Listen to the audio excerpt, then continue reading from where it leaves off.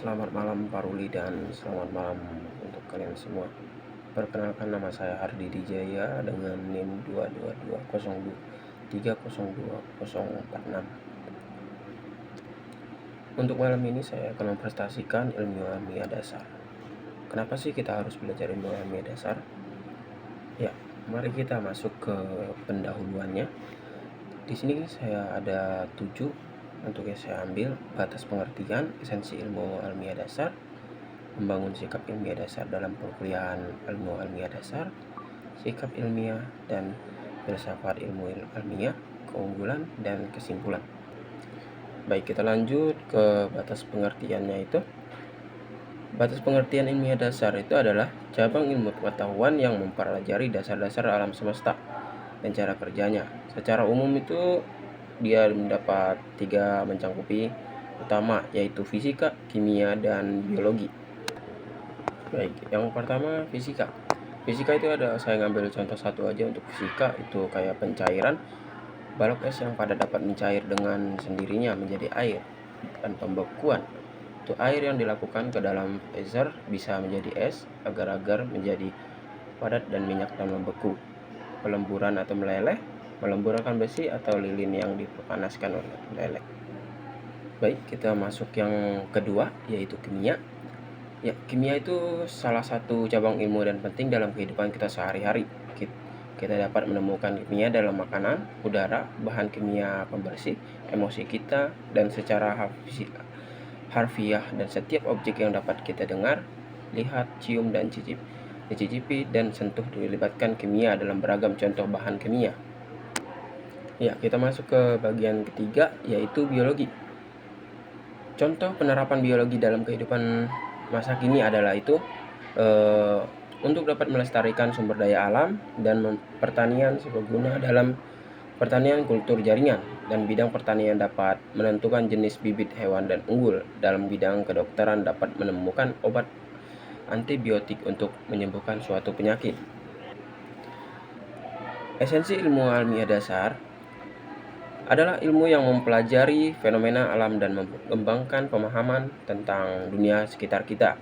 Contohnya ya seperti ada terjadi ya gempa bumi. Apa sih sebabnya gempa bumi? Kenapa gitu ada gejolak-gejolakan dari dalam bumi gitu. Terus ada terjadinya longsor dan seperti banjir ya, dan lain-lain lah sebagainya. Kita lanjut ke membangun sikap perkuliahan ilmu alamiah dasar. Kenapa sih sama ini di perkuliahan kita itu sangat penting untuk belajar ilmiah dasar? Ya karena kita untuk biar tahu dasar-dasarnya ilmiah dasar itu dan fenomena atau secara fisika, biologi dalam perkuliahan yang kita lakukan untuk ya akibat kita dalam sehari-hari itu. Secara mental kita juga harus memahami ilmu alamiah dasar. Karena contohnya seperti ini. Pada saat kita ada acara camping, itu kita harus tahu di setiap hutan itu ada apa aja, yang untuk di fenomenanya apa, fenomenan alamnya, dan untuk bahan-bahan yang dapat dimakan di alam itu apa saja, seperti itu. Jika ada pembimbing, ya lebih baik kita bertanya dengan pembimbing kita dengan selalu mempertanyakan yang terjadi di sekitar kita gitu. Nah, untuk kita belajar mandiri juga, kita untuk mencari informasi yang terjadi di alam sekitar. Ya, yang saya dapatkan dari saya seperti itu. Ya, kita masuk ke selanjutnya, sikap alamiah. Setiap ilmiah ada sikap yang harus dimiliki oleh setiap mahasiswa ilmu alamiah dasar. Sikap yang meliputi keterbukaan terhadap ide-ide baru dan dapat memberikan pertanyaan dan mengujikan sebuah pertanyaan yang kebenarannya. Mohon maaf sekali untuk Pak Ruli, di sikap alamiahnya saya kurang memahaminya sama sekali. Oke. Dan saya akan lanjut, kita masuk ke filsafat ilmu alamiah. Di sini saya akan membahas tentang dasar-dasar metodologi dasar ilmiah. Metodologi alam ilmiah yang terdiri berbagai aspek.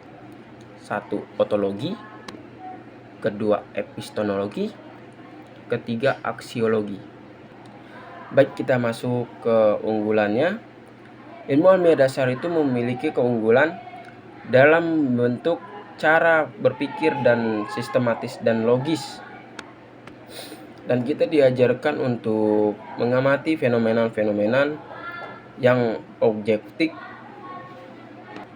dan menghubungkannya dengan teori-teori yang sebelumnya yang sudah ada, seperti itu. Dan hal ini juga sangat berguna untuk kita menganalisis sistematis yang sangat berguna dalam kehidupan kita sehari-hari. Dan kesimpulan yang saya dapat di materi ini adalah kita dapat mengerti dasar-dasar ilmu alamiah dan juga konsep-konsep yang kita pelajari dari dasar-dasar yang dari fenomena dan semuanya lah yang kita apa yang terjadi di kehidupan kita sehari-hari. Baik, sekian dari presentasi saya. Terima kasih untuk yang sudah memperhatikan